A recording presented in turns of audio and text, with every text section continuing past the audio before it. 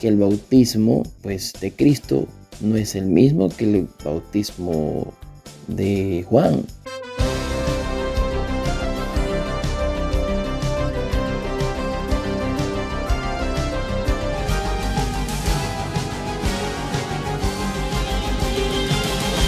Lo cual nos indica que dada la cantidad de agua, pues la forma era la inmersión. Ciertamente para rociar un poco de agua, pues no se requiere mucha agua, ¿no? Pero para el bautismo bíblico, pues se requiere mucha agua. Ese es el bautismo de Juan.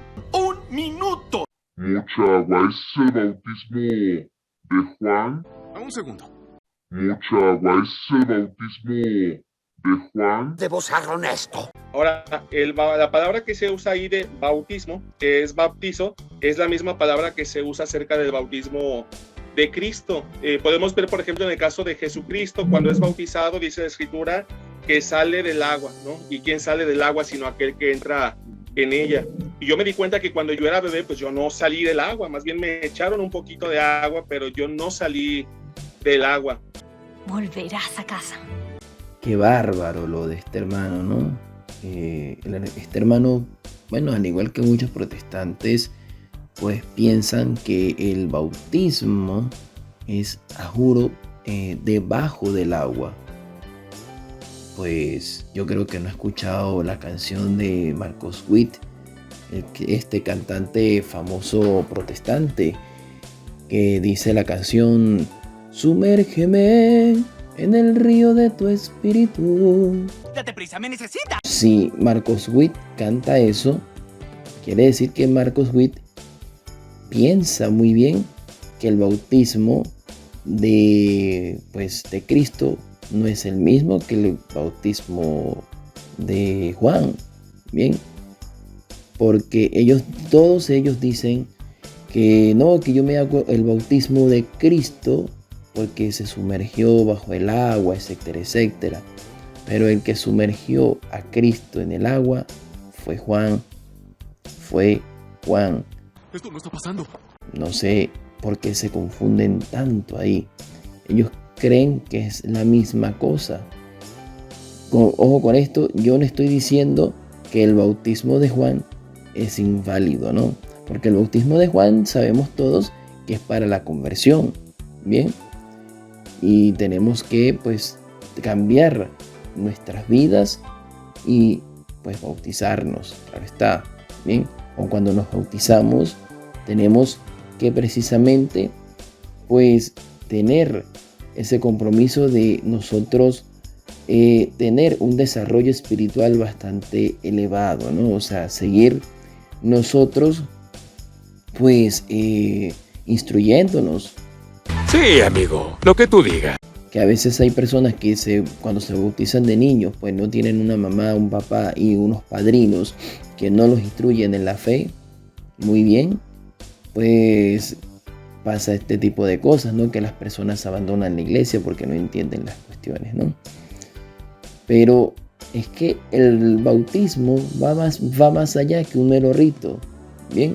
Porque si nosotros vamos a ver solamente que el bautismo tiene que ser, a juro, por sumersión o por aspersión, por inmersión o por aspersión, entonces lo vamos a ver como un rito, ¿bien?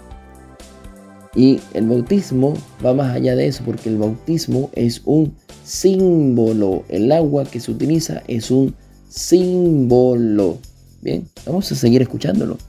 Por ejemplo, en Ezequiel capítulo 18 nos enseña que el Hijo no llevará el pecado del Padre, ni el Padre llevará el pecado del Hijo. Dice el texto: la justicia del justo será sobre él, y la impiedad del impío será sobre él.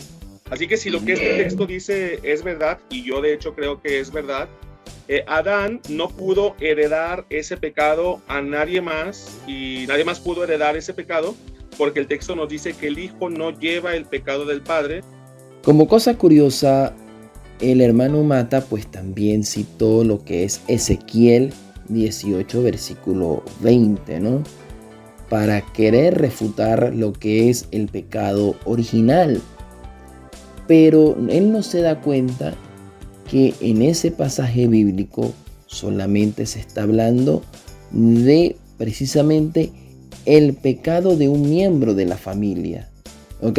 Recordemos que en el Antiguo Testamento se habla de ese pueblo de Israel primitivo que iba evolucionando, que iba cada vez pues aprendiendo.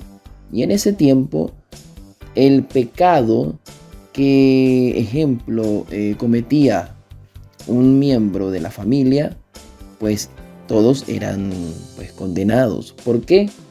Porque ellos antes tenían ese sentido de pertenencia grupal muy, pero muy fuerte. Y eso lo podemos corroborar ¿en dónde?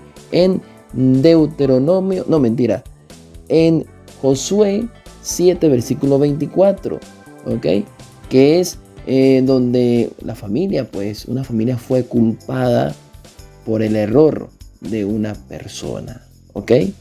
Además, nosotros también podemos ver en Deuteronomio 24:16 lo siguiente, que hay que tener en consideración que en Israel, pues como ya había dicho, es un pueblo primitivo y que en la misma línea con Ezequiel 18:20 podemos afirmarlo muy claramente que pues cualquier error, bien, cualquier error que cometía la persona, pues era un pecado.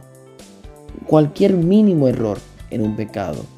Los errores ahí en ese tiempo eran pecados. Aquí no me dice nada con respecto a que no, que el pecado original, tal cosa que no es, no, para nada.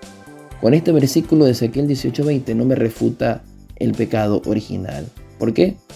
Porque como ya expliqué, Ezequiel 18:20 solamente habla es precisamente de ese acontecimiento histórico, como ya expliqué, sobre el sentido de pertenencia grupal, y cualquier falla de cualquier miembro era condenado.